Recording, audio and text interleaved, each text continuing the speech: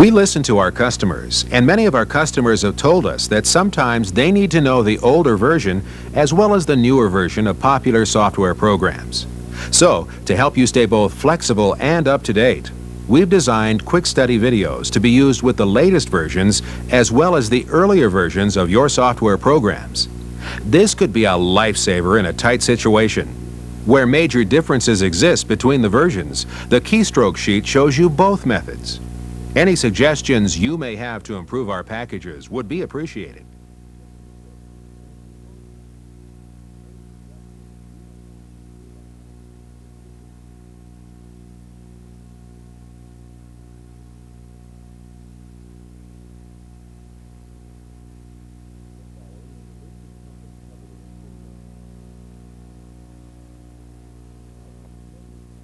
The following is a list of topics covered in this video. How to use menus. How to enter formulas into cells. How to save worksheets on the disk. How to close a worksheet and how to print one. How to get help on the screen and how to exit the program. How to select a range of cells and clear it. How to undo something we've done. How to make a column wider and how to insert one. How to move a block of cells. How to make a copy of a block of cells and place it somewhere else in the worksheet. We'll explain how formulas get information from cells and how to use functions. How to view more than one worksheet at a time and how to link two worksheets together. How to use your data to create many different types of charts or graphs with just the push of a single button. How to perform a complex operation with just two keys. And how to create a database.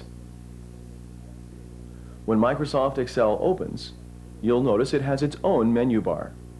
These menus contain many of the operations that can be performed in Excel, and we'll talk more about these in a moment. Below the menu bar is the toolbar. The buttons in the toolbar are shortcuts for many of the operations in the menus. This one here is used to print. This button is used to save a worksheet on the disk. This one is used to open a worksheet from the disk. And this one is used to create a new worksheet. Let's try this one. We click on it once, and a new worksheet has been created. It's in front of the previous worksheet. Now let's just click on the worksheet that's behind. Click anywhere in the area that you can see, and it comes back to the front. Next we have the formula bar. Formula bar is used to enter information into the cells of the worksheet. The area here below contains the actual cells of the worksheet. We're moving this indicator around using the mouse, of course. Notice that when we move the indicator to different areas of the screen, the appearance of the indicator changes. Sometimes it's an arrow, sometimes a vertical bar, and sometimes a plus sign. This plus sign is used to select the cells of the worksheet. Each cell in the worksheet has its own individual address. Here we've selected cell A1. The columns in the worksheet are denoted by letters, and the rows by numbers. So each cell has a unique address. This is A1, this is B2, and this is cell C2. We're selecting these cells using the mouse by clicking once with the left mouse button when the mouse indicator is positioned over that cell. A cell must be selected in this way before we can enter information into it.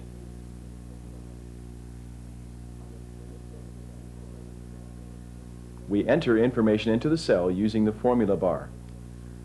Click in the formula bar area to activate it. The flashing cursor indicates that the formula bar is ready to receive information from the keyboard. We'll type in a column name here. Notice that the information also appears in the cell. All we did was to click on the cell, then click in the formula bar. We typed in the text. Now when we hit enter on the keyboard, the information is entered into the cell. Now we're ready to explain the use of menus and how to perform operations in the menus, and also how to use dialog boxes.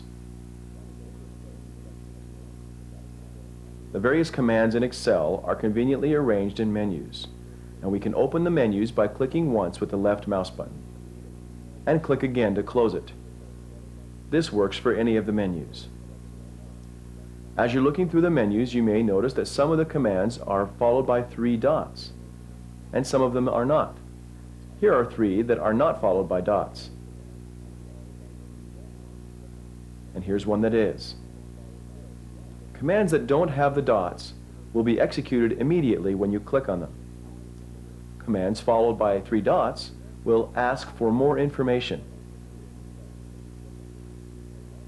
Commands in the Format menu, for instance, affect the way text or numbers appear in the cells.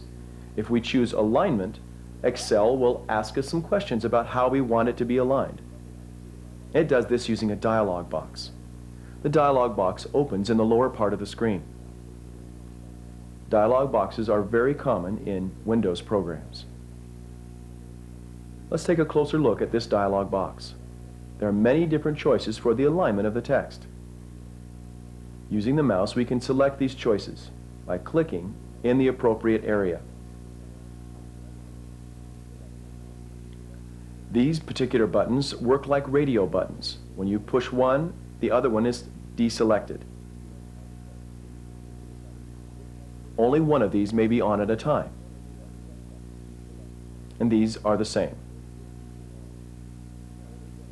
In the lower left-hand corner, we have a checkbox. Clicking in this box turns this feature on.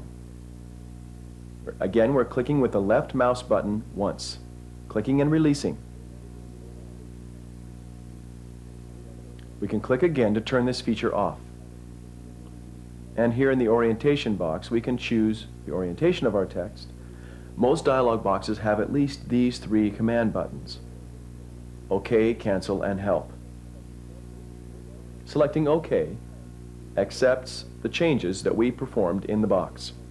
Selecting Cancel will disregard the changes, and Help will open a help screen where we can find information. We'll talk more about the help feature in a moment. Let's center our text and click OK. Now looking back at the cell, we see the text has been centered in the cell. One more thing about menus. When you open a menu, you can also close it by clicking anywhere outside the menu.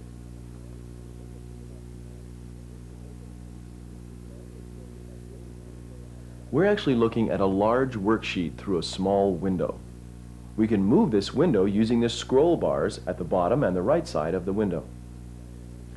We move the window by pressing the arrow buttons at the ends of the scroll bars. Pressing the down arrow moves the window down, and the up arrow moves the window back up. Likewise with the left and right arrows.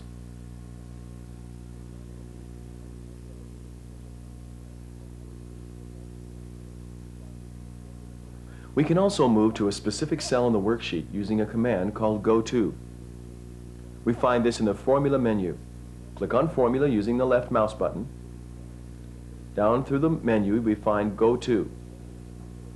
Go To will allow us to find a specific cell. You may have noticed that some of the commands in the menus have a keyboard equivalent following them. We could also press F5 on the keyboard to perform the same operation.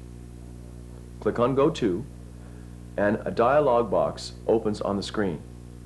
Remember that any command followed by 3 dots will always have a dialog box open up to ask for more information. Now using the keyboard, we can type in the cell address. Let's find Z55. Once it's typed in, we click OK. And now in the lower right-hand corner, we can see the program has located Z55. In the upper left-hand corner, we can also see next to the formula bar Z55 indicates the address of the currently selected cell. There's an easy way to return to the top of the worksheet. Use Control and Home. Hold down Control and press Home. We've returned to A1 on the worksheet. We can also use other keys on the keyboard to move around in the worksheet. The arrow keys move in the direction the arrow points. And the page up and page down also will move up and down in the worksheet a page at a time. Notice the row numbers changing on the left side of the screen. In Excel version 5, worksheets are referred to as books or workbooks. And each workbook may contain many worksheets. See at the bottom we have sheet 1, sheet 2, and so on. To bring any one of these to the front, we just click on that particular tab. This creates, in effect, a three-dimensional worksheet. Next, we'll show how to enter formulas into a cell. The ability to do mathematical calculations is really what makes a spreadsheet a spreadsheet. First, we'll show how to enter a simple formula into the cell. We select a cell where we want the formula to be. Then we click in the formula bar to activate it. This is where we type in the formula. Excel knows the difference between a formula and normal text because a formula starts with an equal sign. We begin typing with the equal sign. Let's type C2 plus C3 plus C4. This is the formula. This formula tells the computer to add the contents of cell C2, C3, and C4 and place the result in this cell. Now that we've typed in the formula, we go back to the keyboard and hit Enter. And now the formula has been placed in the cell. The result of the formula, the addition of the three cells, has been placed in that cell. As long as the formula is in this cell, it will always contain the sum of these three cells. You may also use the number pad to enter formulas, numbers, and the operators.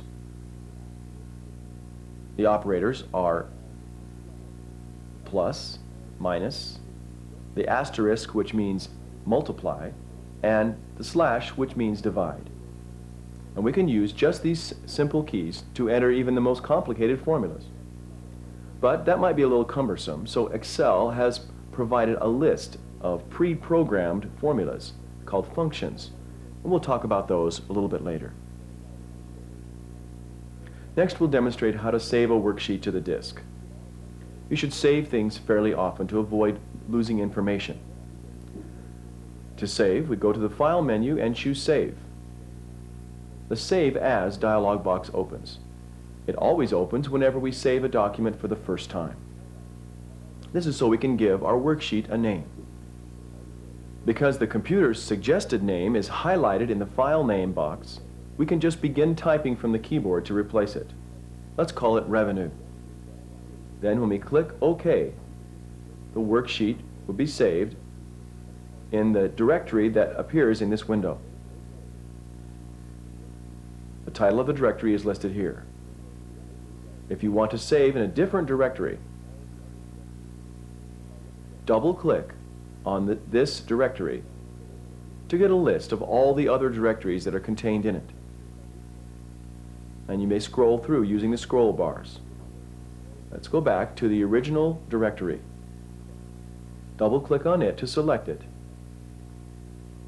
Now we're going to save our worksheet into this directory.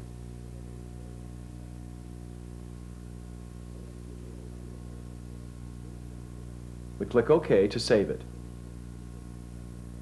Once you've given the worksheet a name and saved it on the disk, you can save any further changes to the worksheet by going back to the File menu and selecting Save. This time, you won't get a dialog box, but the new version will be saved in place of the old one. When you save a worksheet in Excel, the program automatically adds this three-letter extension, XLS.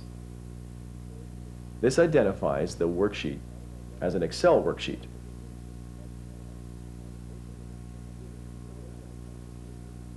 Next, we'll show how to close a worksheet and how to open a new one from the disk. When we finished working on our worksheet and we're ready to close, we go to the File menu and click on Close. If we've made changes in our worksheet since we last saved it, we'll get a dialog box that asks if we want to save it. We would just choose Yes to save it. Then we can open another worksheet by going to the File menu and clicking on Open. A new dialog box appears on the screen. In the box, we can type in the name of the file we want, or we can scroll through a list of worksheets that are already on the disk. These are the worksheets contained in this directory. Here's the worksheet called Revenue. We click, and the name appears in the file name box. We click OK to open that worksheet on the screen. It's important to remember that when you open something from the disk, you merely have brought a copy to the screen. You haven't actually removed it from the disk.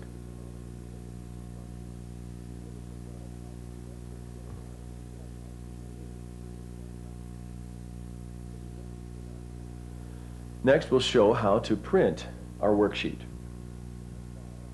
When you're ready to print out the worksheet, we go to the File menu and click.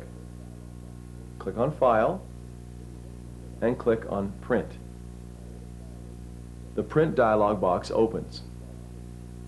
And we have a few choices. We can print all of the pages, or we can select certain pages. We can choose the print quality and the number of copies and a few other choices. Let's click OK. And in a few minutes, we have the printout from our laser printer. Remember earlier we saw a help button in the dialog box. We actually can get help anytime we need it. Across the menu bar to the right is the Help menu. We click to open the menu and click on Contents. The Help window opens on the screen. And there's quite a list of topics that we can choose from. This is like looking things up in the manual, except it's right here on the screen for you. If we want to know more about charts, for instance, we click on the word Charts. Now a new screen has opened with more choices, and it's further subdivided. Let's select Creating a Chart. Now we have a list of steps to follow to create a chart. Next, we'll show how to edit the data in the worksheet and how to save the changes. First, we'll make a few changes in this worksheet. Let's click on the word Service. It appears here in the formula bar.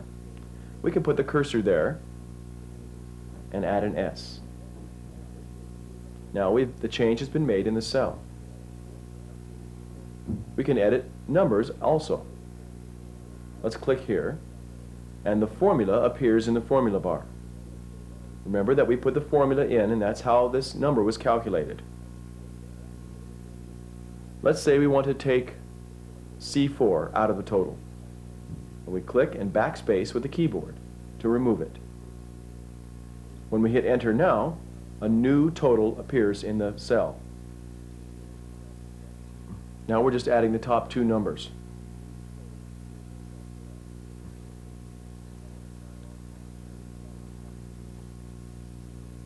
There is also a keyboard method for doing the same thing. Using the arrow key, we'll move to the next cell to the right. Then press F2. This automatically activates the formula bar. And we can make the same change we made before by backspacing on the keyboard.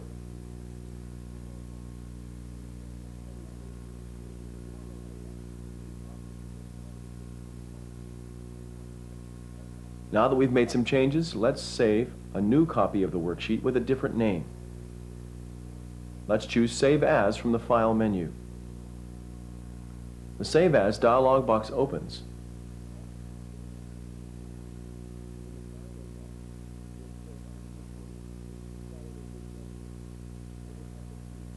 In the file name box, we'll click the cursor to follow the word revenue, and we'll type a 2.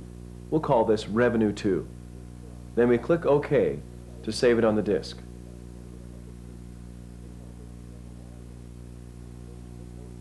Now we'll show how to exit from Microsoft Excel.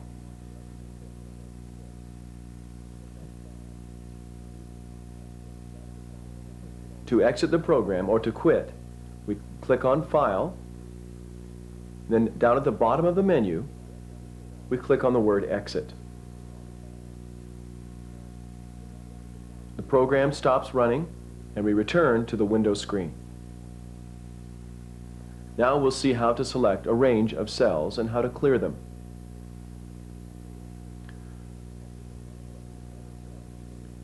Position the mouse pointer in the upper left-hand corner of the range of cells you'd like to select. Click and hold the left mouse button down and move the mouse to highlight the entire range of cells. This is called clicking and dragging the mouse.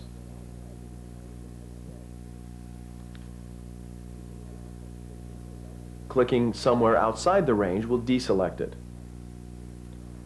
We can select an entire column by clicking on the letter at the top of the column. Or we can select an entire row by clicking on the number to the left of the row.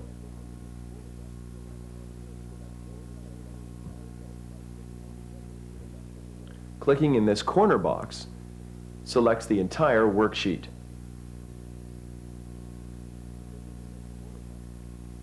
Clicking somewhere else then deselects it.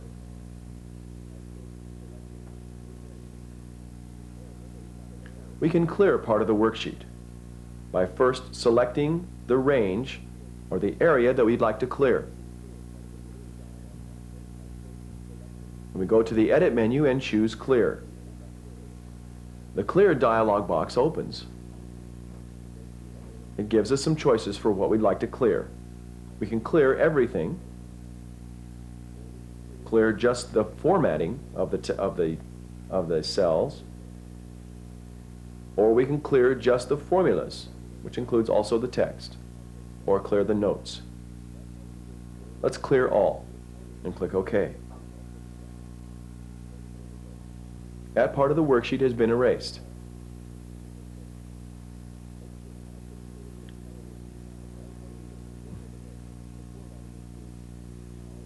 Let's show how to clear the entire worksheet of everything except the formatting.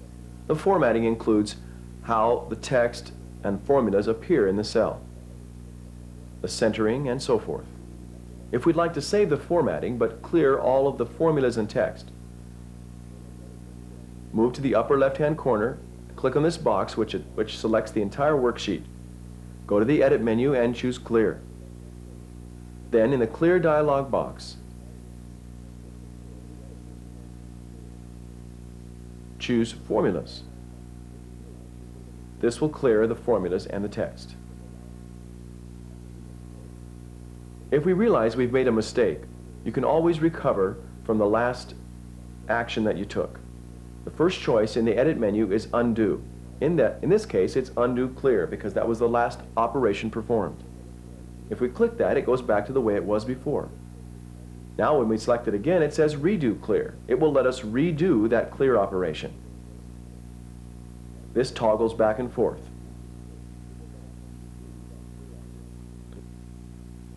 Now we'll show how to change the width of a column.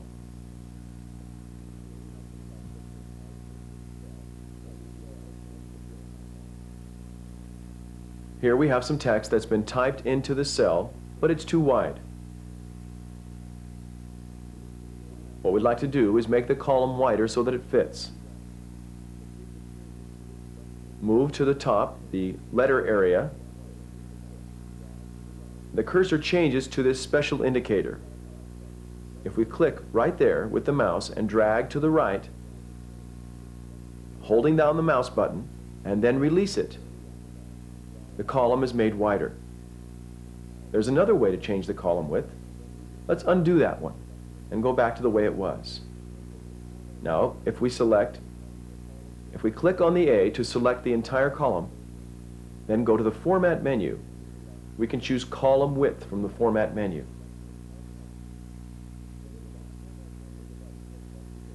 Then we get a dialog box. In this box, there's a button called Best Fit. This lets the computer decide, based on the text that's in the column, how wide it should be. Click Best Fit. The computer has automatically resized the column width to fit the text.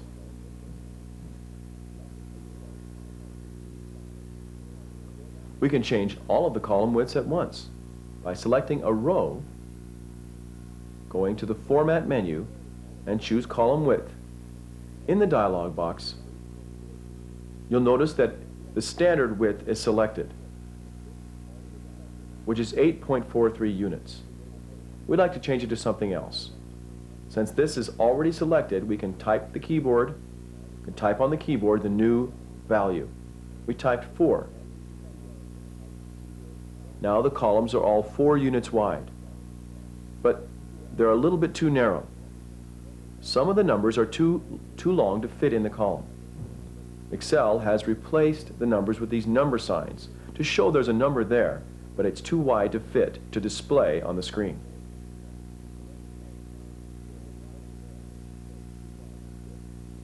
Here we have a formula, and the answer can't display because there's not enough room, but the formula is still in the cell. Let's go back and make our columns a little wider.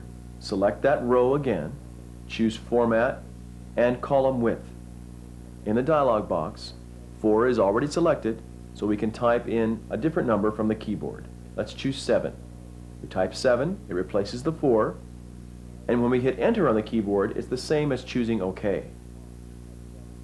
Now the change has been made and the columns are wider.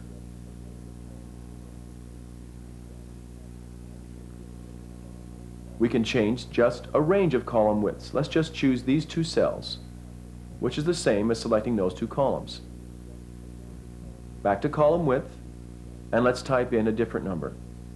Let's use 10 for this one. We'll click OK, and just those 2 columns are wider.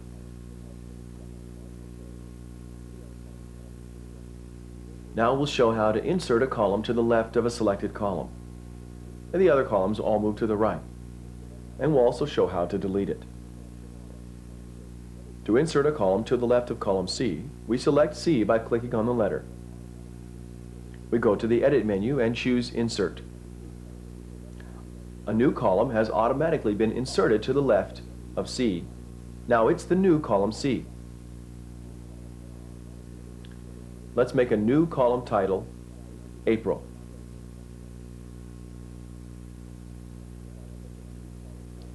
We can delete a column in the same way. Select the column by clicking on the letter, back to the Edit menu, and choose Delete. The column is deleted and everything from the right moves back over to the left. Now we'll show how to use cut and paste to move a block of cells from one area to another in the worksheet.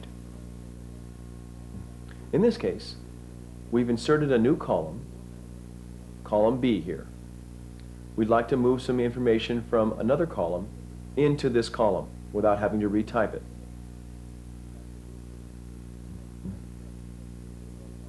We'll use the cut and paste commands. Select column C, click on Edit, and then we'll choose Cut. There's also a keyboard equivalent for this, Control plus X. Copy has one as well. Copy is similar to Cut, but it leaves a copy behind where it was. Select Cut by clicking on the command. It has put a moving border around this column. This means that the information has been copied to a special area of memory called the clipboard. This is used for cutting and pasting. Now we select B, which is the destination for our information. Then we click Paste in the Edit menu.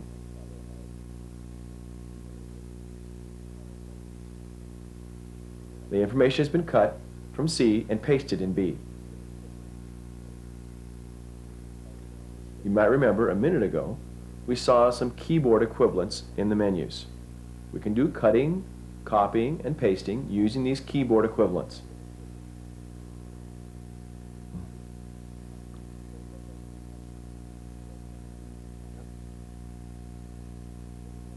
We can use Control+X to cut, Control+C to copy, holding down Control and pressing the appropriate letter.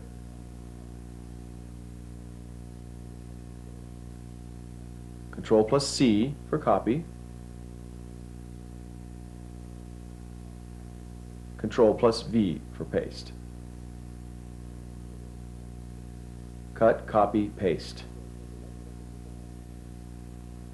Another way of cutting and pasting is called drag and drop.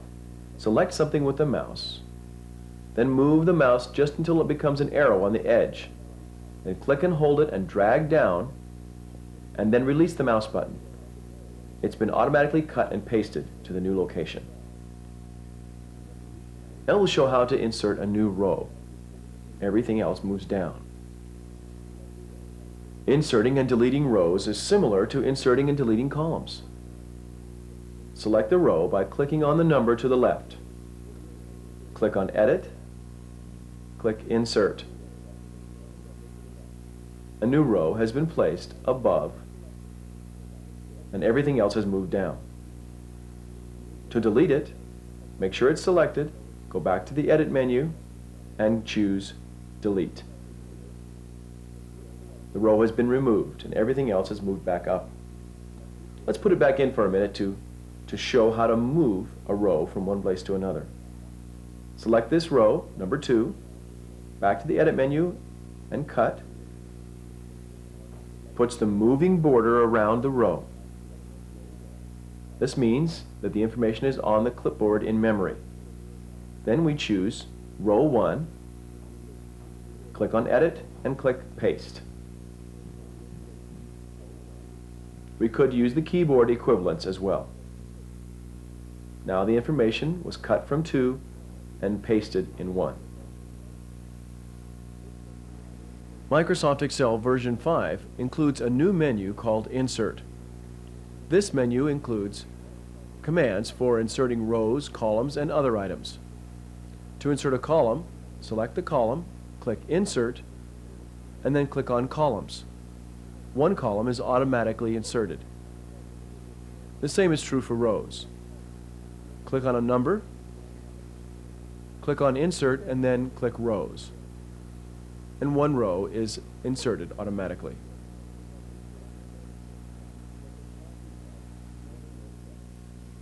Now we'll show how to use copy and paste to make a copy of one or more cells and paste it in a new location on the worksheet, leaving the original in its place.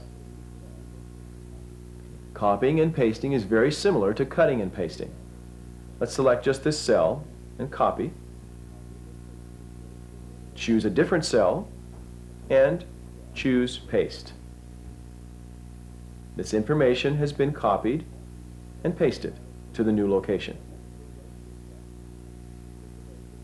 We can copy an item from one cell also to a range of cells. Choose Copy to copy the information. Now let's choose a range of cells and then choose Paste. This word has been copied or pasted into all of these cells. We can copy a range of cells as well. Let's start here. Click and drag with the mouse and select this block of cells.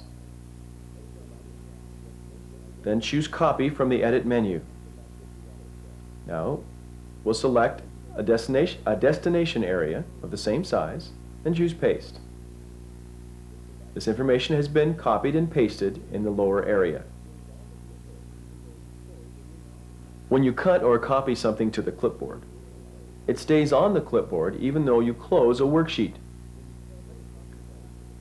This allows us to copy something from one worksheet to another. To demonstrate this, let's select this block of cells. Now we'll go to the Edit menu and choose Copy. This area has been copied to the clipboard. Now let's go to the File menu and open another worksheet. We can have more than one worksheet open at a time.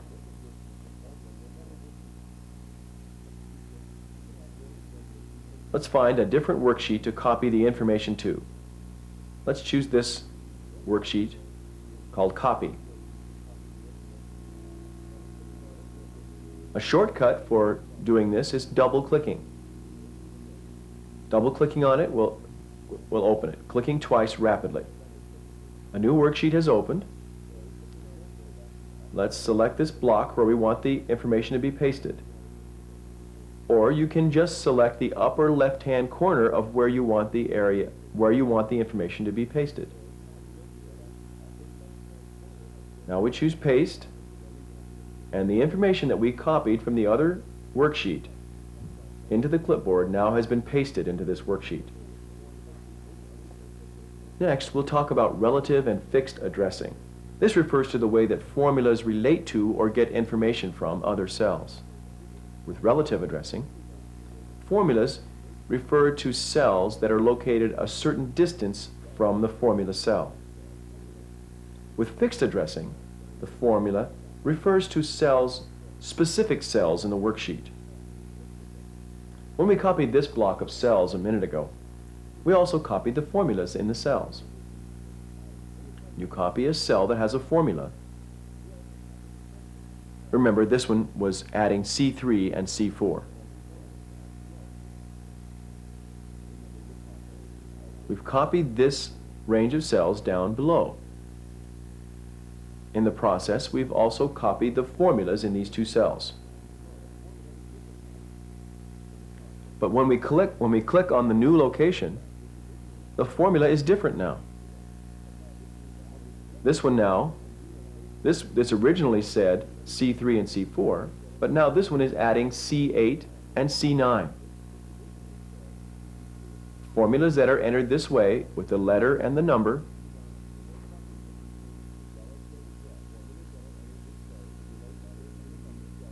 when they're copied will contain the relative address in relationship to the new cell location. This one adds the cells that are a certain distance from it, and this one is adding the cells that are the same distance in relationship or relative to this cell. The same is true here. This one is now adding D8 and D9. This allows the cell to give you the same result, even though it's been copied to a new location in the worksheet. We can illustrate this another way. Let's make a copy of this cell. In the Edit menu, choose Copy, and we'll paste it to this location. Choose Paste. Notice this one said D3 plus D4, and now this one says E3 plus E4. And of course the numbers are different, because this one is now adding E3 and E4 instead of D3 and D4. It adds the two cells that have the same relationship as these two cells had to this cell.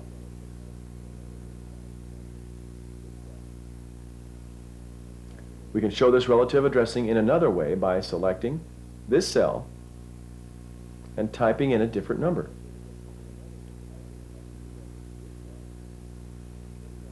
Let's backspace and type in a new number, 2900.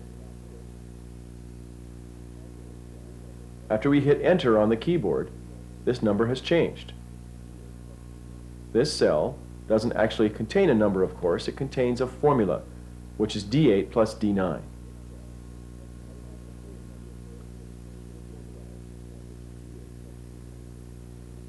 You may have an occasion to refer to a specific cell in a formula. For example, in this cell, we have a formula that figures sales tax. Takes the value of B2 the sales figure for January, multiplies by the sales tax, which is A6.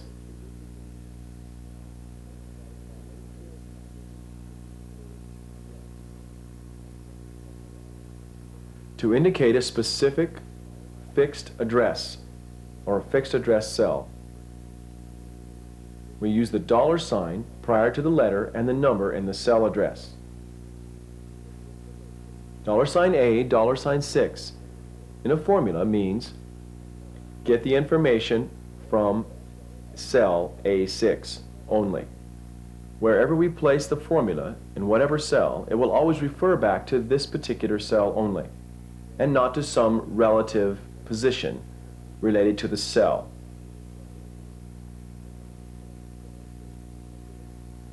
As an example, let's copy this formula and paste it into these three cells.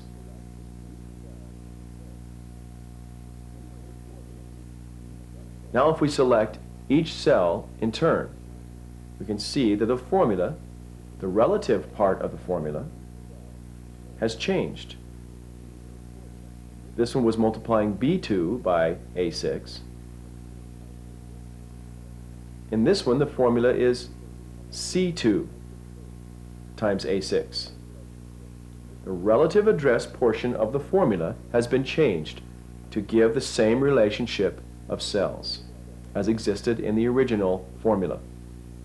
But the fixed part, the fixed address part of the formula, has not changed.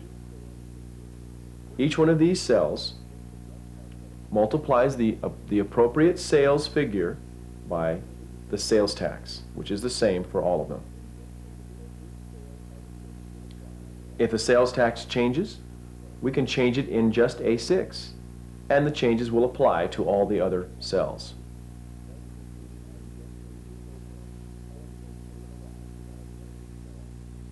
Next, we'll see how to use pre-programmed formulas called functions, such as sum and average, instead of writing out long formulas. Remember that before, in this example, we had C2 plus C3 plus C4 being added together. D2 and D3 and D4 were added together in this cell. There's a quicker way to do addition, using a function called sum, S-U-M. Select the cell and click in the formula bar to activate it. Type in the formula, equals SUM, left parentheses, cell E2, colon, E4, close parentheses. The colon is a way of indicating a range of cells. This means perform the sum of cells E2 through E4.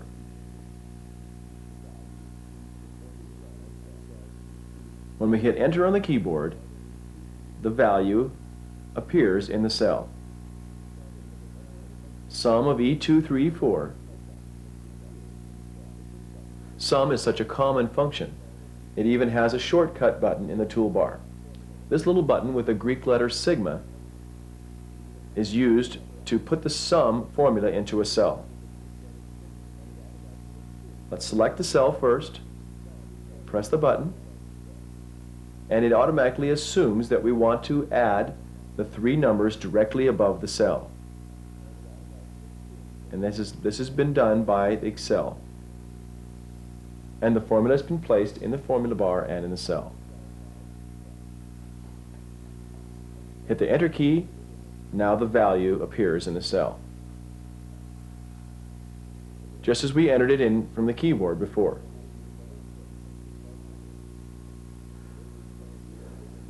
Now we'll show how to use another important function called average. We've made a new column here called average. We'd like to show the averages of the 3 months in these cells. Let's choose sales first. We could go to the formula bar and click activating the formula bar and then type in the formula, equals, average, and so forth. But there's a quicker way to put the formula or function into the cell. Choose Paste Function from the Formula menu. We get a dialog box for Paste Function.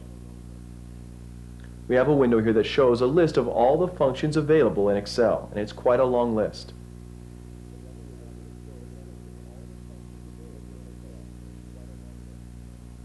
Let's choose Average. We click on it, then we click OK.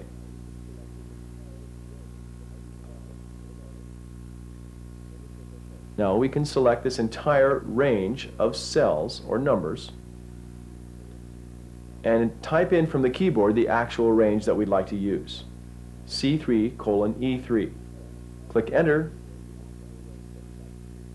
and now the average of these three cells is in this cell.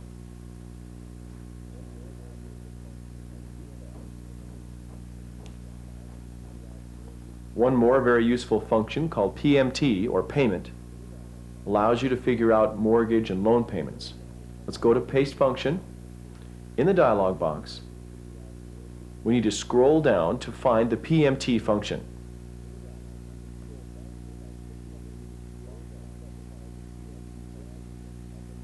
We can scroll faster by clicking on this box in the center and dragging it up and down to move to the location in the list until we find the one we're looking for. PMT is the one we want. We click OK. Now the PMT formula is in the formula bar. Several different arguments or values that are necessary for the calculation are indicated. This shows us what order the values need to be typed in. This word is selected, and we can just type in the value for the rate. Go to the keyboard and type in 8%. This will be the rate for our loan payment. Next one is the number of periods, abbreviated NPER. If we double click, this is a quick way of selecting an entire word. We double click here to select this word, back to the keyboard to type in the value. For a 30-year mortgage for annual payments first, the number of periods would be 30. For now, let's just put 30. Present value of the loan, we double click here and type in the loan amount. Let's type in $65,000. We don't use commas in the number. Future value would be 0 when the loan's paid off. The type refers to whether the payments are due at the beginning or at the end of the period. 0 would indicate the beginning of the period, and 1 would indicate the end. We want to make these both 0, and a quick way to do that is to delete them from the formula list. So the formula will assume those are both equal to 0. Now when we hit Enter, a payment is entered into this cell. Remember, we figured this based on annual payments. 8% for 30 years, or 30 periods.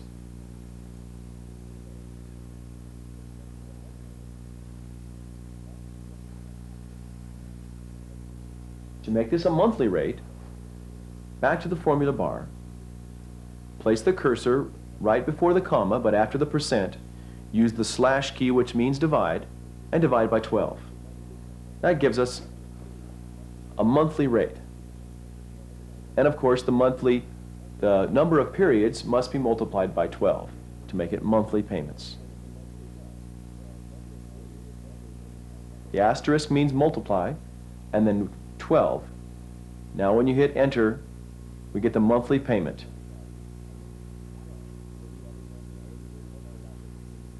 We can change the present value to any other number to find out what the payments would be for that amount. Let's make it $70,000. We hit Enter, and the new payment amount is indicated in the cell.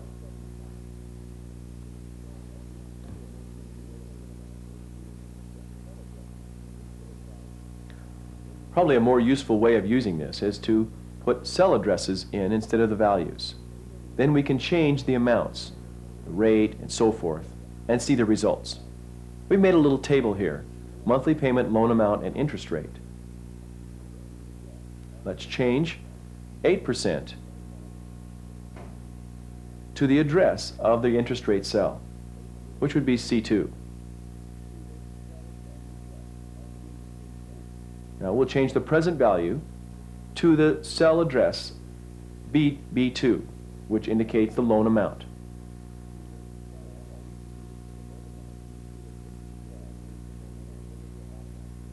Now all we need to do is put the loan amount and interest rate into the cells, and the payment will automatically be calculated.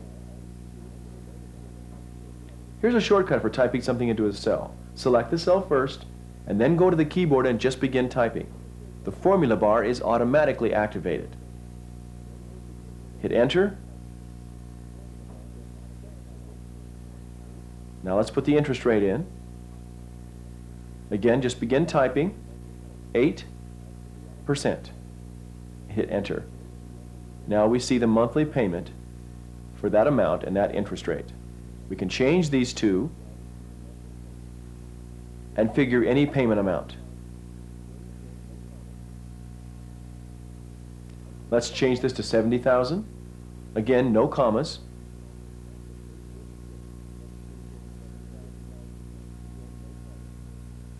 Let's change the interest rate. Change it to 9%. Hit enter, and the payment changes in cell A2.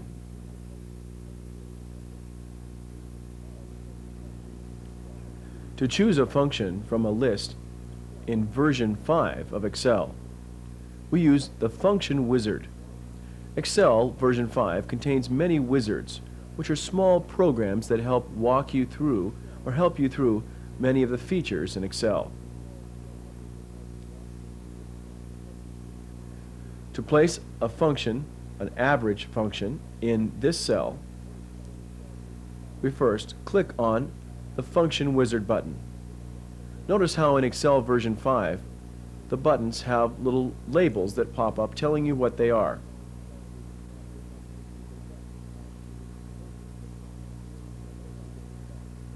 Click on Function Wizard, and the Function Wizard box opens on the screen. A wizard just steps you through the process of performing a particular function or particular feature of the program. This is step 1 of 2. The function categories here on the left show most recently used, or all functions, and different categories of functions. Functions that you've used recently will be listed in the most recently used list.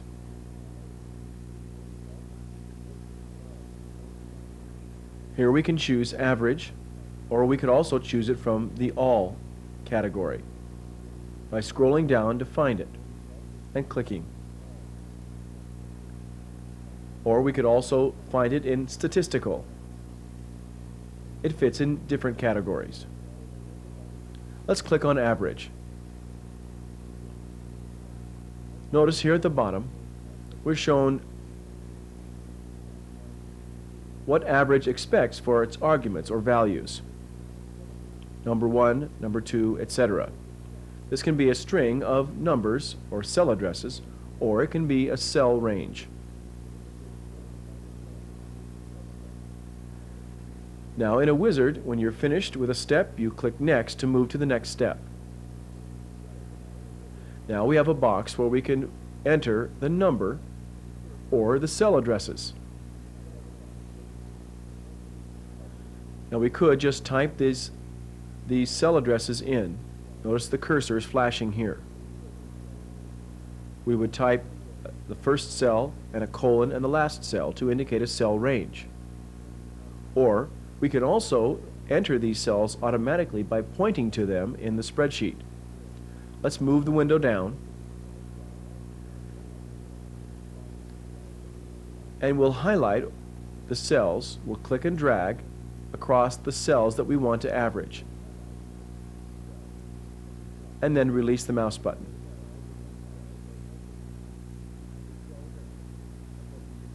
Notice how the three cells are entered as a cell range in the box below. This is D3 through F3. The actual numerical values are shown here on the right. And the result, or the calculation, is shown here at the top. This is what will be in this cell. Now we're finished, we click Finish. And the average of the three cells appears in the cell.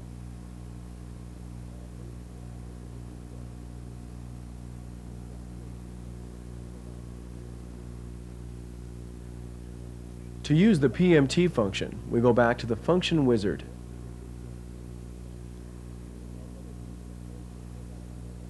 The function wizard again has two steps that help us to enter the PMT function. We may find PMT in more than one category.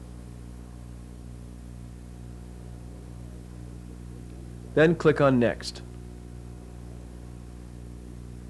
Now we can enter the values or cell addresses for rate, number of periods, present value, etc. Notice the cursor's flashing here. Let's go up and click on the cell that contains the interest rate. Click here, and it places the address G2 in the cell, in the block.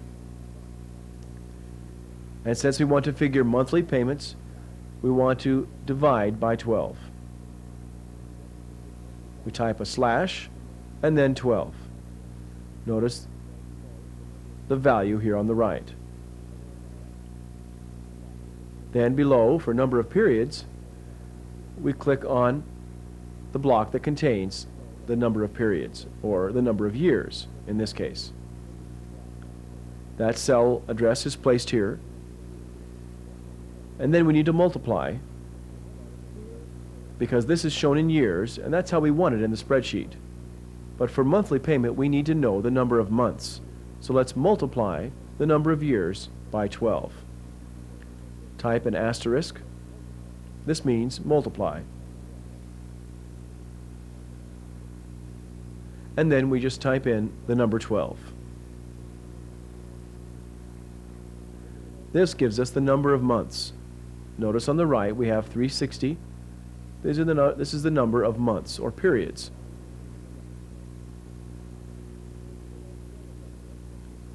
Now we just need to enter the cell address for present value or loan amount.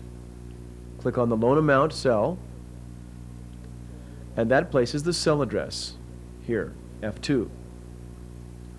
Now we have all the values we need. These other two values are optional. Future value and type. Now we're ready to click Finish. Now the monthly payment appears in the cell.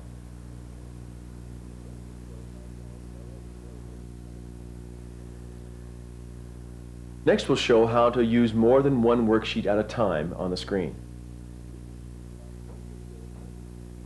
You may remember, previously we opened a new worksheet without closing an existing one.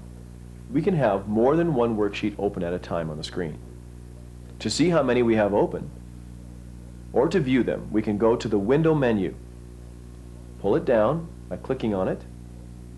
At the bottom of the menu, we have a list of how many documents or worksheets are currently open.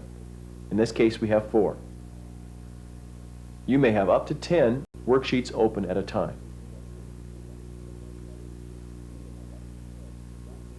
To change from one worksheet to another, click on the other worksheet name, and that one comes to the front and is visible on the screen. The other ones are located behind it. If you'd like to be able to see more than one worksheet at a time, go back to the Window menu, choose Arrange. A dialog box opens, allowing us to arrange the windows in different ways. Tiled is currently selected. Tiled means they'll be arranged like tiles on a wall or on a floor.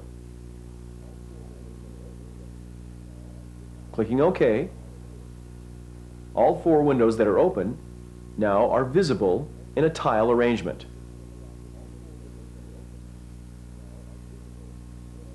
This one is the currently active window because it's blue. And as we click in each one, it becomes the active window. And only the active window can be scrolled or have information entered into it.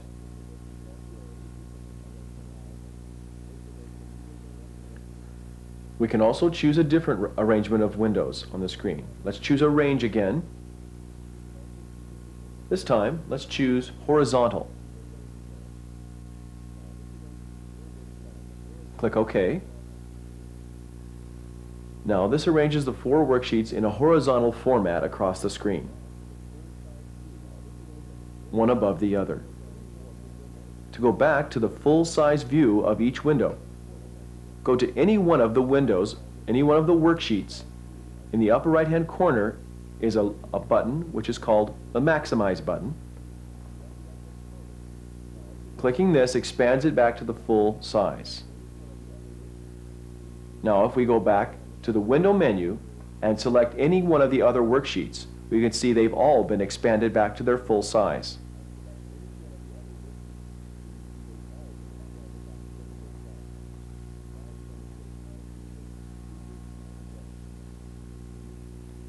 Now we'll demonstrate how to link 2 worksheets together. In this case, we'll change something in the July total that will also affect the 6-month total on the other worksheet.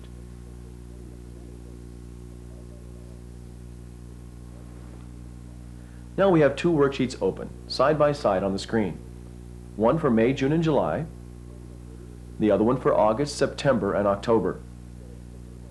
We'd like to take the quarter totals from each of these worksheets and add them together to get a 6-month total. We do this by linking the 2 worksheets together. Let's highlight this one by clicking on it. Make it the active worksheet. We scroll to the right to see the next column. Let's put a new column title here, 6-month. Click here to enter a new formula into this cell. Going back to the formula bar, we click. This activates the formula bar. Type equals for the formula. Then go to the quarter total on the other worksheet and click.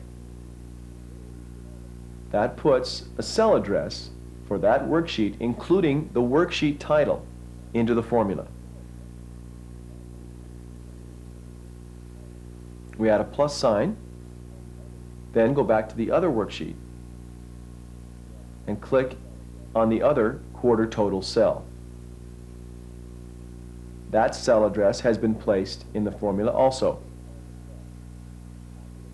A quick way to put cells into a formula is just to click on the cell after the cursor is in the formula bar. Hit enter now on the keyboard. Now the formula has made the calculation, adding the quarter totals from both cells, both worksheets.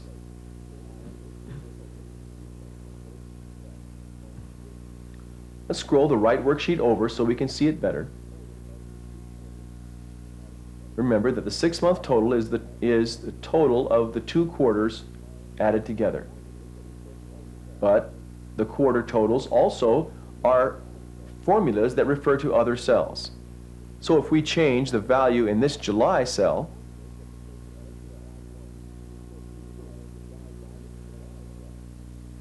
let's just add 1 to the title, to the value that was in there. Now the total has been increased by 1 in the 6-month cell.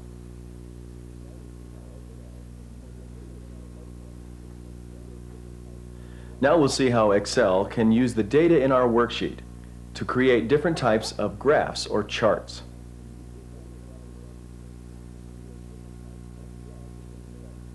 We've written out a sample budget for a small company. Once you've typed this information into your computer, you can quickly turn it into a graph like this one. You need to select this part of the worksheet so Excel will know which information to use in the graph. You select it by clicking and dragging the mouse, as we've done before. Then click on File, then New. We've opened a new box in the center of the screen, a dialog box. Click on the word Chart. Then click on the button that says OK, and the graph or the budget appears on the screen. Now it's easy to change to a different style of graph using the buttons at the bottom of the screen. Let's try some of these buttons. Just click on any button and watch the screen. This is still the same information we wrote down in the notebook, but changed into different graphs by clicking on different buttons. And the changes are instantaneous. The chart will also need a legend to tell us what the colors stand for. We go to the Chart menu and choose Add Legend. A legend appears on the right side of the screen. We can click on this legend and drag with the mouse by holding the left mouse button down and release it wherever we'd like to have it on the screen. At the bottom, let's look at some of the buttons that we have available for the different types of charts. On the left, we'll first choose the simple area chart. This is a simple bar chart, a column chart. This is a stacked column chart. Let's skip over to the pie chart. Any of these we can also move the legend to a new location.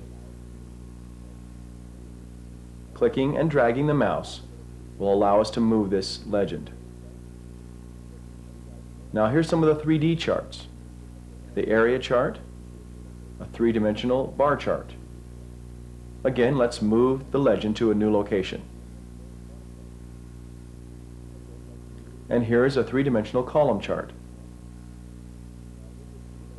A three-dimensional stacked column chart as well. Now here's the three-dimensional pie chart. Notice the pie chart only has one series of the data. It just has rentals for May, June, and July. The percentages are shown here, and the colors represent the months. In other graphs, we're able to display all of the data. All 3 months, May, June, and July. The colors representing the different categories, rental, sales, and service. We can also select different types of charts using the Gallery menu. Click on Gallery. Now we have a list of the different types of charts in this menu. The check mark indicates that this one is the 3D column chart. If we click on this one, now we get a dialog box that gives us other types of 3D column charts. We can select any one of these by clicking on it. The little picture shows us what the graph would look like. When we've chosen the one we like, we click OK. And the chart is converted to that new style of 3D column chart. Notice this one has rentals, sales, and service on one side, and May, June, and July on the other side. In the Gallery menu, if we select any one of the types of charts in this dialog box, while we're in the dialog box, we can use the Next and Previous buttons to go back and forth between the different kinds of charts in the Gallery menu. Next, we'll choose the next one that was down the list in the Gallery menu. Previous goes back to the previous one. We're going back up through the menu now to the previous types of charts in the Gallery menu. Now we're back up to the 2D charts, the two-dimensional charts. We can choose Next to go back down. Every time we click it, we move down to a new type. When we find the one we want, we click on the style and then click OK. Now we have the simple two-dimensional pie chart. Going back to the original column chart that we had, let's see how we can put titles and labels on the chart. In the Chart menu, we'll choose Attach Text. In this dialog box, we can choose a chart title, the Y-axis and X-axis labels, and other labels. Click on OK for chart title. The word title appears here selected, bounded by little boxes. This means it's selected, and we can see it here in the formula bar. It's already selected, so we can just begin typing from the keyboard and it will replace the word title. Then when we hit enter, our new title appears in the chart. Now let's put a label on the Y-axis. This is also known as the value axis. Let's click on value here, and we notice over on the left side a little box with the Y and the Y in the formula bar. We'll just begin typing to replace it since it's already selected in the chart. Let's just type in dollars. And when we hit enter, the word dollars appears on the side.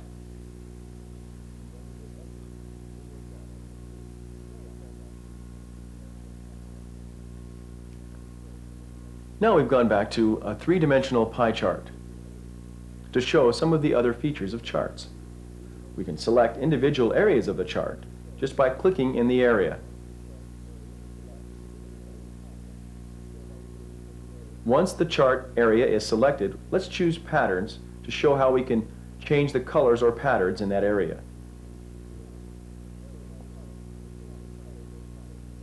We can choose border and area colors or patterns.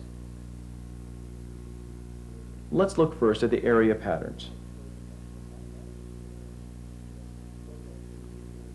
When automatic is chosen, the program chooses the colors automatically. Or we can choose custom, and then we can view the different patterns by pressing this button, and the list appears, which we can scroll through to choose different kinds of patterns.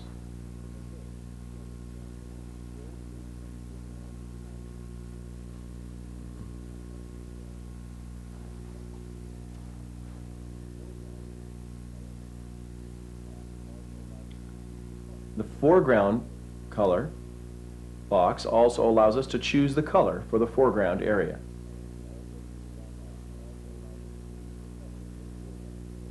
We can also choose a background color. Scrolling through the choices, you can see the different colors that we can choose from.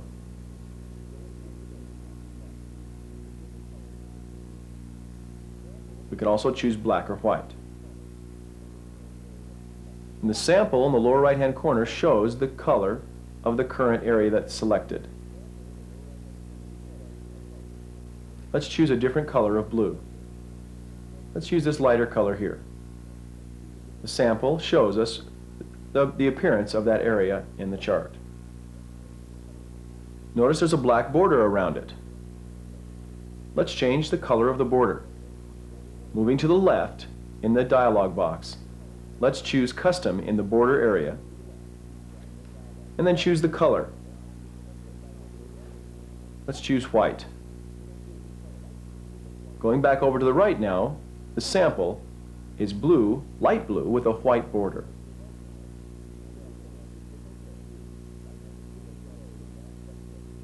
Now that we're finished, we click OK, and the changes are made in that section of the chart.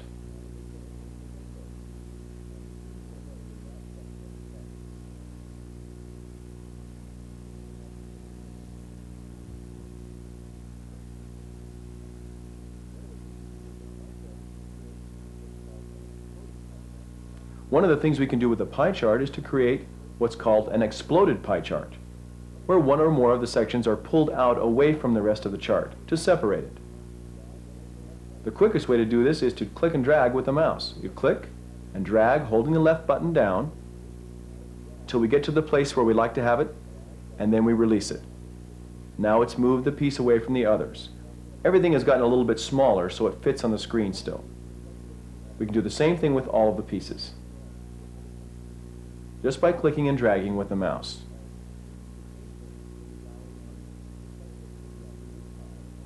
We can do the same thing in the gallery menu. Choose 3D pie, and we have several choices. Number 4 here is a style that's already exploded. Let's click OK, and here we have the exploded pie chart created for us.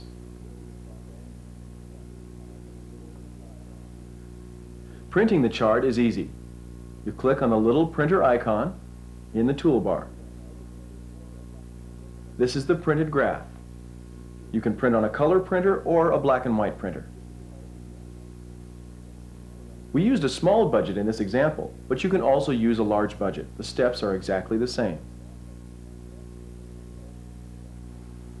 To create a chart in version 5, first highlight the area and then click on Insert. Then click Chart. Then we have the choice of On This Sheet or As New Sheet. Let's click As New Sheet.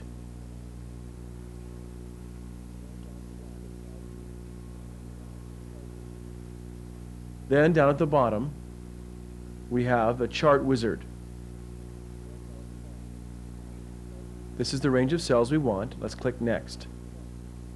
Now this chart wizard gives us a choice of the type of chart. Let's choose column. Click Next. Let's choose this format for the column chart and click Next again. Now we have a sample of the chart on the left, and we're given a choice of choosing the data series in columns or rows, which row to use as the axis labels, the x-axis labels, and which column to use for the legend text.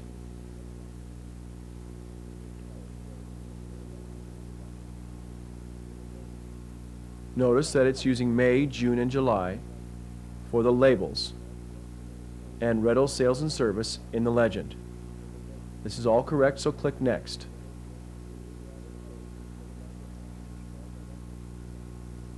Here we have a choice whether or not to actually put the legend in, and we can type in a title for the chart. Let's click here and type in Income and press Enter, and it appears on the left. We can also type in titles for the X and Y axes.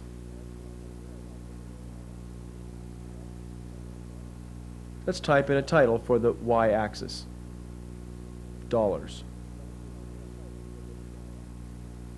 and press Enter, and that appears on the left. This gives you a good idea what the chart will look like when it's finished. Now click Finish, and the chart appears as a new sheet in our workbook.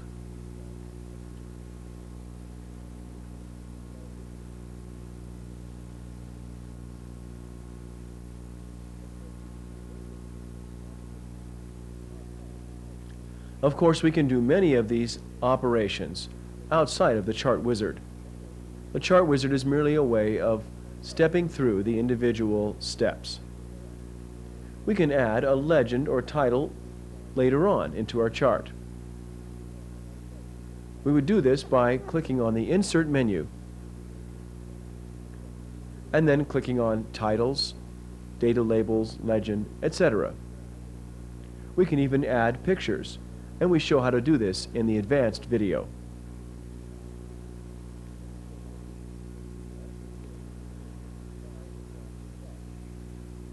We can also change to different styles of graphs or charts by clicking on the View menu and clicking on Toolbars. Then choosing Chart. This will make the chart toolbar appear.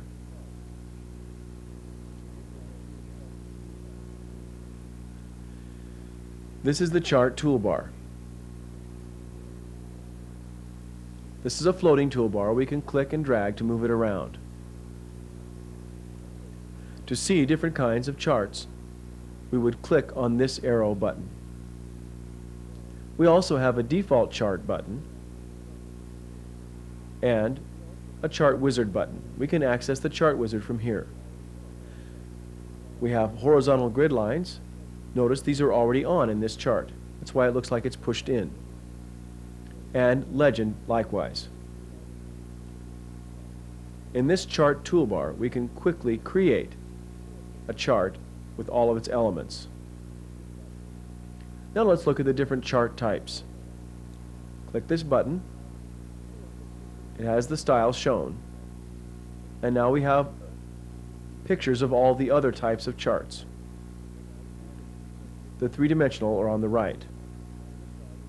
Let's choose a three-dimensional column chart. Then the chart is changed into a three-dimensional version of the same kind of column chart. Let's try a different one. Go back to the chart toolbar and click on the arrow. Now let's choose the three-dimensional pie. Remember that pie charts only contain one series of the data. May, June, and July are represented by the colors. This is only the information for rentals.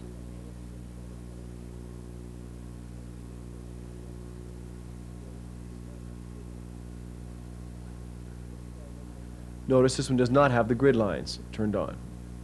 Let's try one more chart.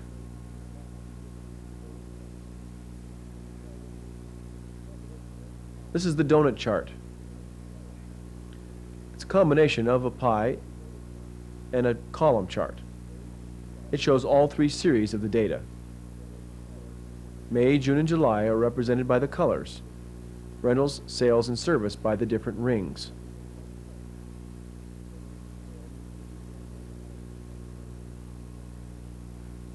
These can be identified by adding labels. Now we've gone back to the three-dimensional column chart to show how to change the colors in the data series. Click on the data series. It's all highlighted. Then we go to the Format menu.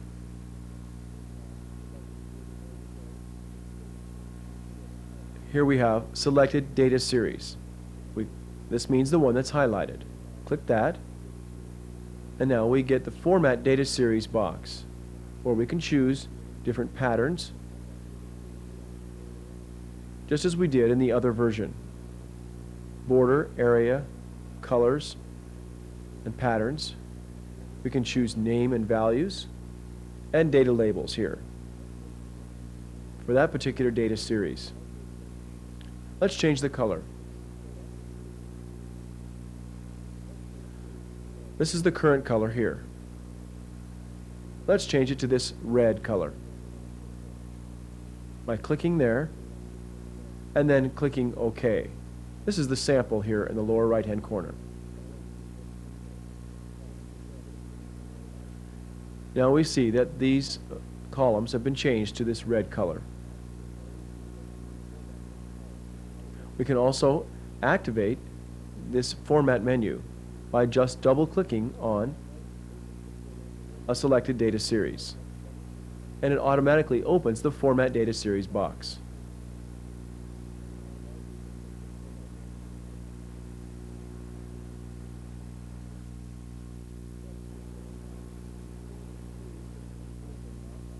Next, we'll show how to record a series of keyboard or mouse actions and play these back, just using one or two keys on the keyboard.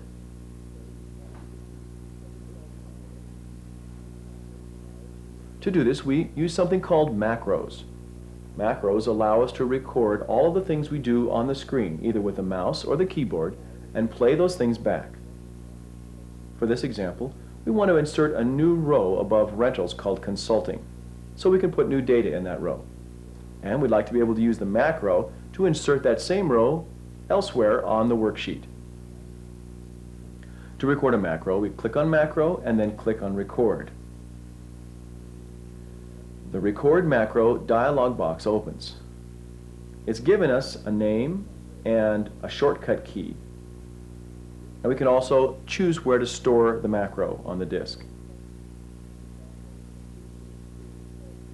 It's already selected here for the name. Let's type in a new name. Let's call it Consult Row.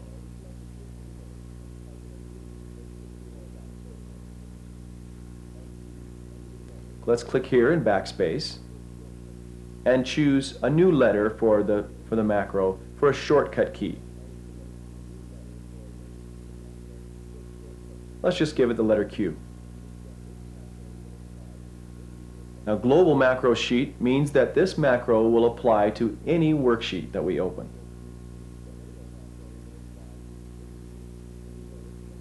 Let's click OK. If you notice in the lower part of the screen, it says Recording. This means anything we do now will be recorded in the macro. Let's choose this cell, click Insert in the Edit menu, click Entire Row, and click OK. This is all being recorded in the macro. Let's type in the new row, Consulting, and hit Enter on the keyboard. Let's widen this column a little bit to fit better. Let's choose Column Width, and in the Column Width dialog box, let's type in 10 and choose OK. This is all still being recorded in the macro. Now we're ready to stop recording. We go back to the macro menu and choose Stop Recorder. Now we're ready to actually use the macro somewhere else in the worksheet. Click in this area to select this cell. Now let's use the keyboard shortcut key, Control Q, hold down Control and press Q. And all of those actions are performed again.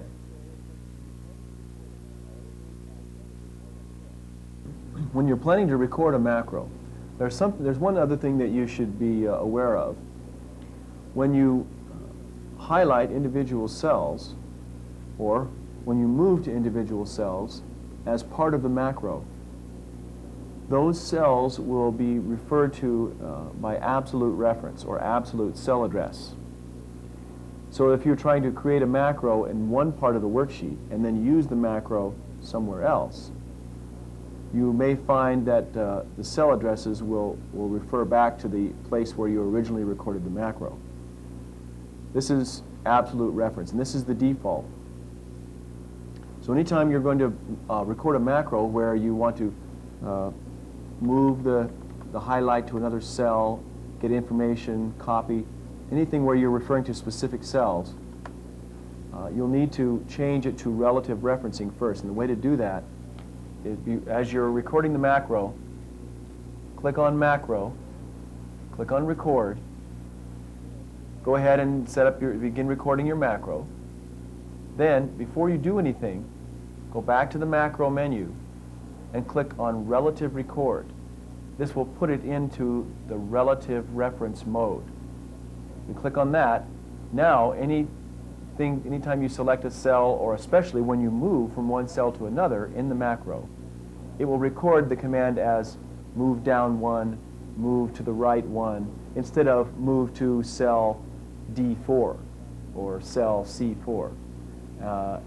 That way you can use the macro in any part of the worksheet. Just make sure you have the relative reference turned on. Notice that when you go back to the data or the macro menu, now it says absolute record. This just means if you want to change it back, this is the command to change it to absolute record. So if it says absolute record, that means you are actually you're doing a relative record at the time. If it says relative record, that means you're in the absolute record mode. It's a little backwards from what you might think. This is a command that makes you change it to the other mode. Version 5 handles this a little differently, and we'll show that in a second.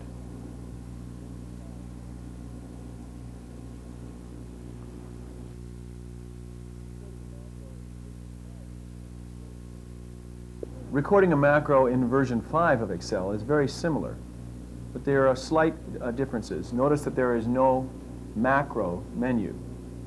Instead, the macro commands are found in the Tools menu.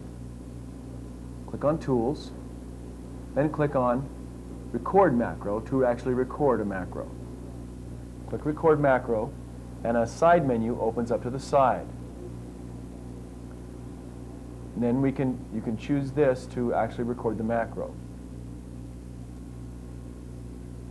Now it's very similar. You get the name, macro name, and you even get a description already put in. It will have the name of the user and the date, and you can change this information. You can give it a new name. We'll call it whatever you'd like. You can also use options to assign the macro to a menu item. It will actually place the macro with the name that you give it on the Tools menu, and you can make it a part of your Tools menu if it's something you want to use from in that way. Or you can also give it a shortcut key. You can do either one or both of these. You click on the shortcut key, for instance, then you can type a different letter in here, and if the letter happens to include it, you can also press Alt or Shift as you type the letter, and it will say that here. The default is the Control plus the letter. You can choose where you want to store the macro, and you can also choose the language. Version 5 uses the Visual Basic language to record macros, and especially if you're familiar with Basic, it gives you the opportunity to go in and you can actually you can edit the macro. You can write your own macros if you're familiar with the Basic programming language. If you want it to be more similar to the macros in Excel 4, you can use that language as well. You click on this button. Then once you're done setting the shortcut key and changing the name or description as necessary, click OK. And then the macro recording process actually begins. Notice in the lower left-hand corner, it says recording. And notice this module that's been added. This is a sheet that's been added to your workbook. This is where the actual macro is stored. And if you click to this, you'll see the listing of the macro commands. Then up in the upper right-hand corner, you'll see a little floating toolbar, which is the Stop Recording button. And when you want to stop recording, you just click on this button to stop the macro. And we do the macro in a similar way. Let's just insert a row, for instance, above this one. We'll go up. Remember that Insert has its own menu in this version. Insert row, and then we'll type in the information as we did before, and press Enter. Now we can stop recording the macro.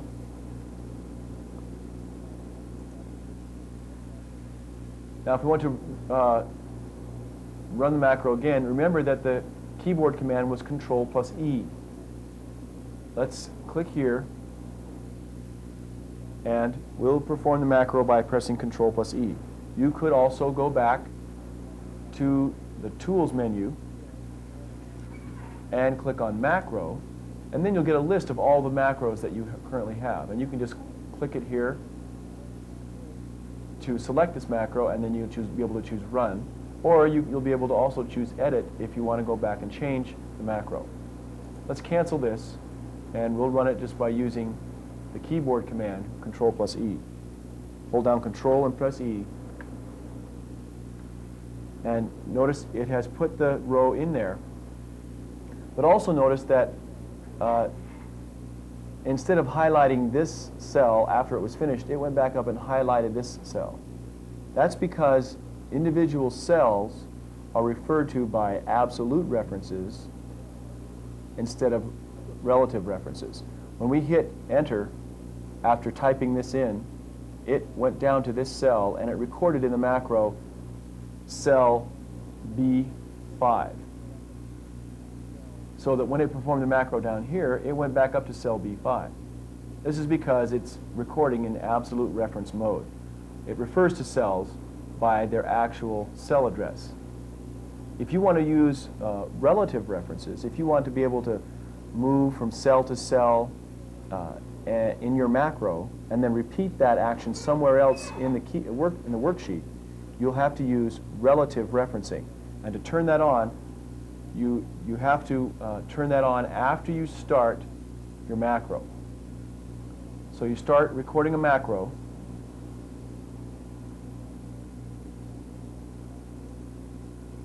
and if you don't have any macros currently in your sheet, you'll notice that this will be gray. Use relative references. Right now it's on, and all you have to do is click on this, and any macro you record from then on will use relative references to cell addresses rather than absolute references. The first time you add a macro to your worksheet, this will be gray. You won't see it until you actually start recording the macro. And you'll have to start recording, start a new macro, click OK. Then you'll have to go back and click on Record Macro, and then click on Use Relative References. Now, when you go back and look at this, you'll see that now there's a check mark. This means the Relative References mode is on, and any macro that you record now will use relative references. Now, if we record the same macro again, after hitting Enter, when we typed in consulting, it would record move one cell down rather than move to cell B5, so that when you perform the macro, you'll end up with this cell highlighted.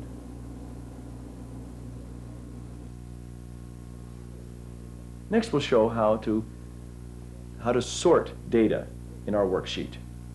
For example, we have this list of names. We'll sort it alphabetically. This is a list of employees' names, the departments, salary, years of service, etc. We want to sort these into alphabetical order. First, we select the block of cells to perform the sort in. Go to the Data menu and choose Sort. In the Sort dialog box, we can choose sorting by rows or by columns. Sorting by rows means that everything in one row will be considered as belonging together. This is what we want to do. We'll leave it at rows. The first key is the first item or column that it will use to determine the sort.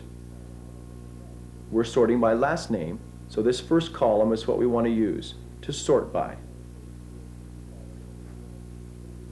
Here we have a case where two people have the same last name, so we want to also sort by first name.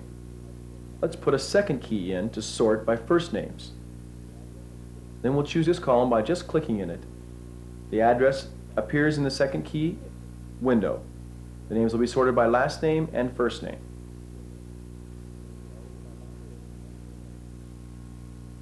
We could also use a third key if we wanted to.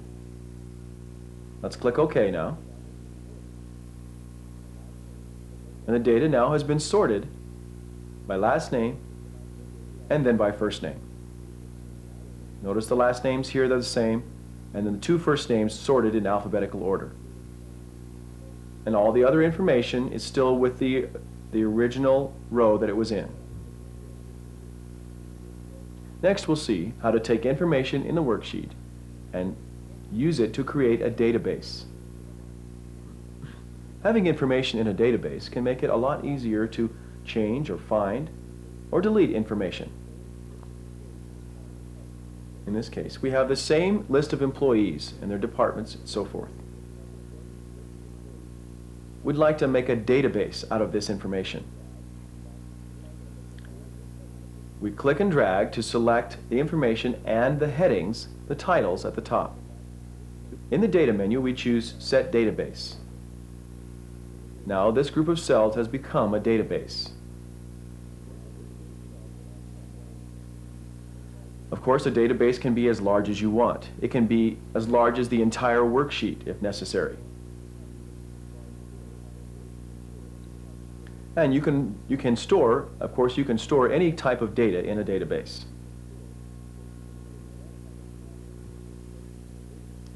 One of the advantages of having information in a database is that we can use special database tools to find information, to extract information, and so forth. In this case, we'd like to get a list of all of the employees, their last names and their salaries, of all the employees who make more than $2,000. This is just an example. And if we had a large database, this would be a very handy feature to have. Let's copy the last name block and then paste it here.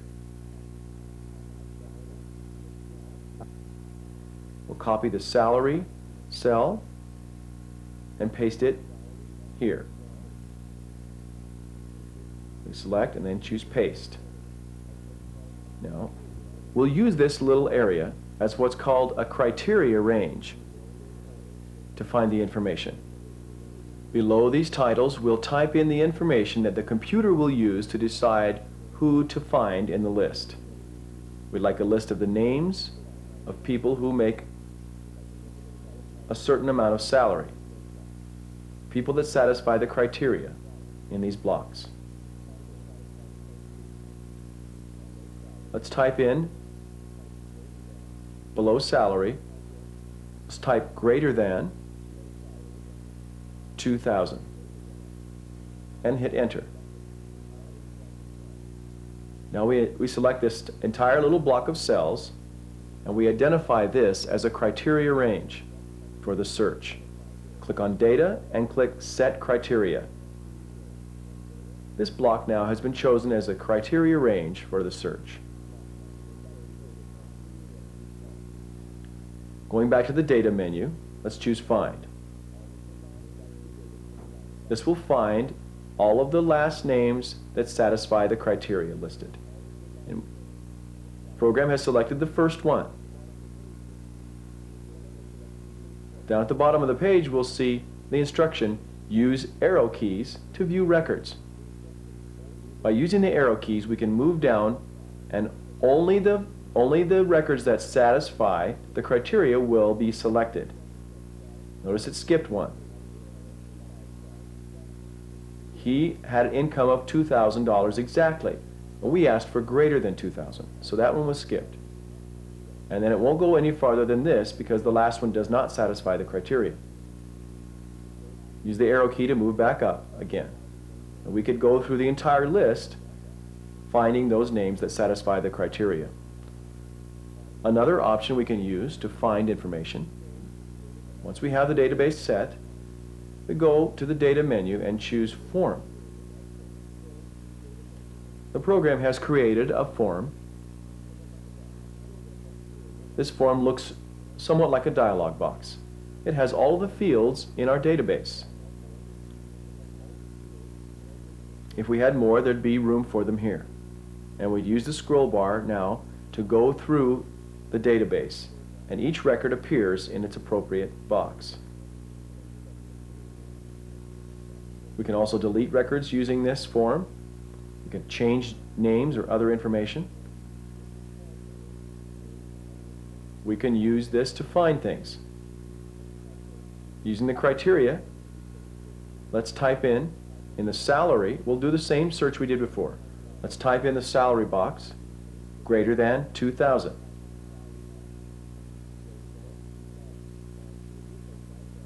And we click Find Previous or Find Next to move through the list. Find Next moves to the next person that satisfies the criteria. We can click it again to move down through the list. Now we've reached the bottom, we can move back up through the list.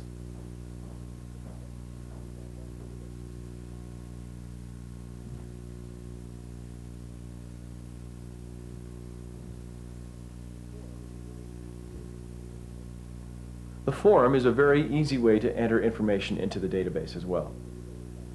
Let's move up to this line that we left blank. We can just type in all of these cells. Let's type in the last name and the first name. And we could fill in all of the other information as well. When you click enter, when you hit enter on the keyboard, the new employee's name is entered on line 2.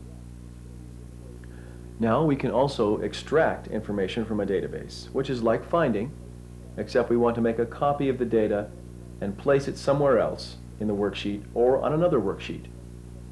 Let's go back to our criteria range and click Data and Set Criteria to identify that as the criteria range.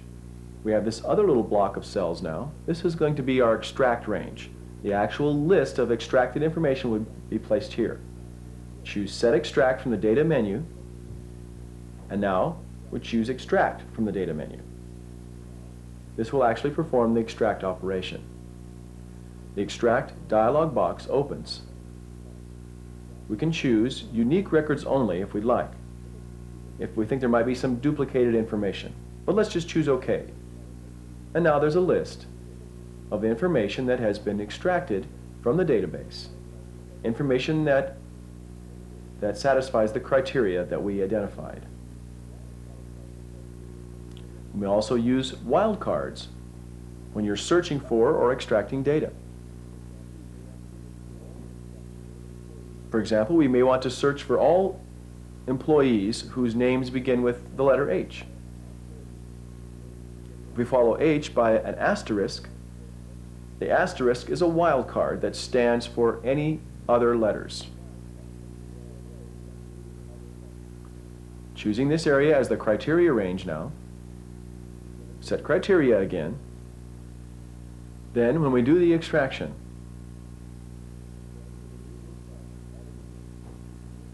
the computer has found all of the names beginning with H that satisfy the criteria. In Excel version 5, click on any cell in the data table. Then, in the Data menu, click on Sort. You're given a Sort dialog box. And it automatically knows the names of your columns. And you can choose which one you want to sort by. Notice how it selected the data automatically, and it figured out that these were the headings, and you can choose which one you want to sort by. Click on this list, and let's choose last name. You can also sort by additional rows. Let's choose then by first name. Ascending order, and let's click OK. And it automatically keeps the rows together and sorts the information. Notice how the names, the last names were sorted first and then the first names. Then to search for information, to find or extract information, again we highlight any cell in our table, then go to the Data menu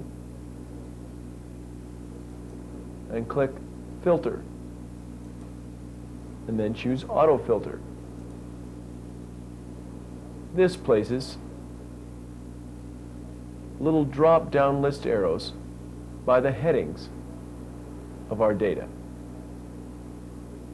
If we click on these arrows, we get a list of all of the data in that particular column. And if you had a lot of data, all of it would be listed here, and you would scroll through it using these arrows.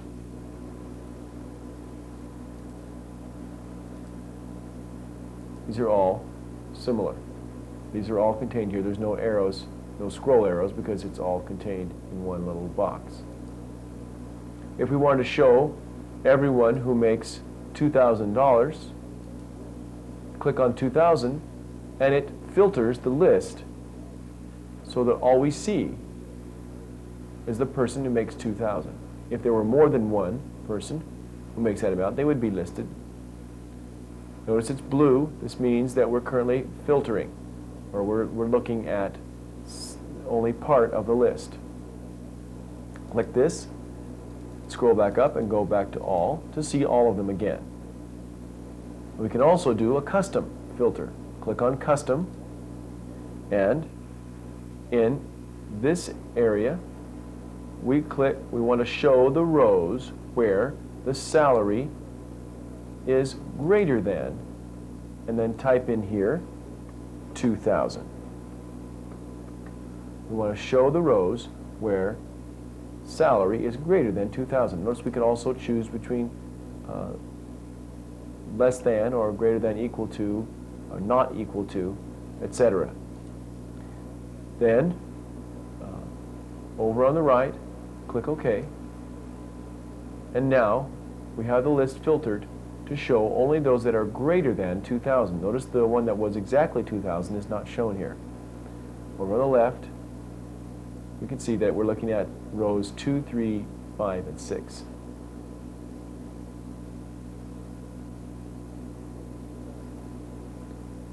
This is a way to find the data we're looking for. Now, to extract the data, all we have to do is copy and paste. Since all we're looking at here is those who make more than $2,000, we can simply highlight these and then choose Copy,